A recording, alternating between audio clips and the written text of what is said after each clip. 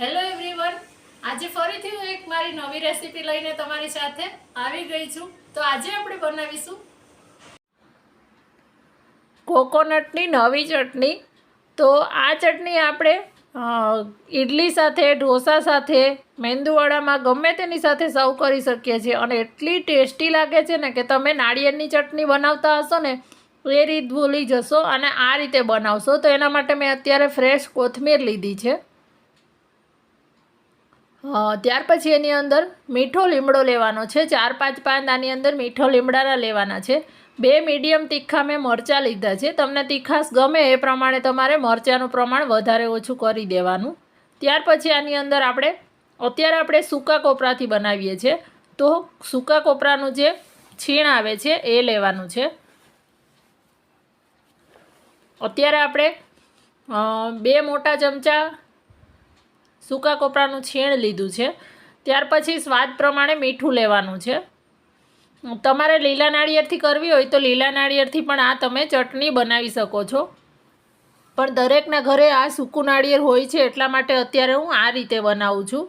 આ રીતે એક વખત મિક્સર જારને ફેરવી અને આ બધું જ ડ્રાય પેસ્ટ કરી લેવાની છે.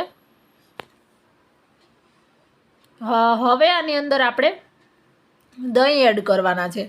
દહીં એડ કરવાથી આનો ટેસ્ટ એટલો સરસ લાગે છે ને. તમે નાળિયેરની ચટણી બનાવો ને તો એમાં પણ સાથે દહીં એડ કરજો. દહીં એડ કરવાથી ચટણીનો ટેસ્ટ જ એક અલગ નેક્સ્ટ લેવલ આવે છે, બહુ સરસ લાગે છે.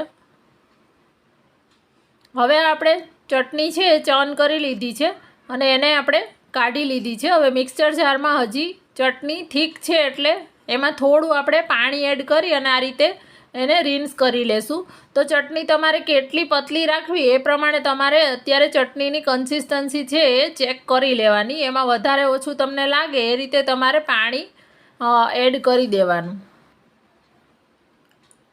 આ ચટણી છે આને તમે આમ નામ પણ ખાઈ શકો છો, પણ આપણે આની ઉપર એક વઘાર તૈયાર કરીશું. તો વઘાર કરવાથી જે સાઉથ ઇન્ડિયન ચટણીનો ટેસ્ટ છે એ ખૂબ જ સરસ લાગતો હોય છે, એટલા માટે આપણે આની ઉપર એક વઘાર કરીએ છીએ. આ ચટણીને તમે બનાવી અને ફ્રીઝમાં સ્ટોર કરી શકો છો. 4 થી 5 દિવસ એને કંઈ જ નથી થતું. તો આપણે એક વઘારિયામાં તેલ ગરમ કરવા માટે મૂકી દીધું છે. અત્યારે મેં 1 મોટી ચમચી જેટલું તેલ લીધું છે અને આપણું તેલ છે એ ગરમ થવા દેવાનું છે. તેલ ગરમ થાય એટલે એની અંદર આપણે રાઈ લઈ લેવાની છે. અડધી નાની ચમચી રાઈ અને 4-5 લીમડાના પાન લેવાના છે, મીઠા લીમડાના. સાઉથ ઇન્ડિયન રેસીપીની અંદર મીઠા લીમડાનો સ્વાદ ખૂબ જ સરસ લાગતો હોય છે. હવે આપણે આપણી ચટણીની ઉપર આ વઘાર તૈયાર કરી અને એડ કરી દેવાનો છે અને આને સરસ મિક્સ કરી દેવાનું છે.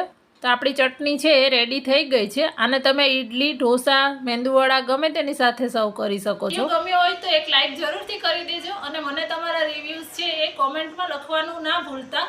અને ચેનલને હજી સુધી જો સબસ્ક્રાઈબ ના કરી હોય તો સબસ્ક્રાઈબ પણ કરી દેજો અને બાજુમાં જે બેલ આઇકોન છે એને પ્રેસ કરી દેજો કે જેથી નવા વિડીયોની નોટિફિકેશન તમને સૌથી પહેલાં મળી જાય. Thank you.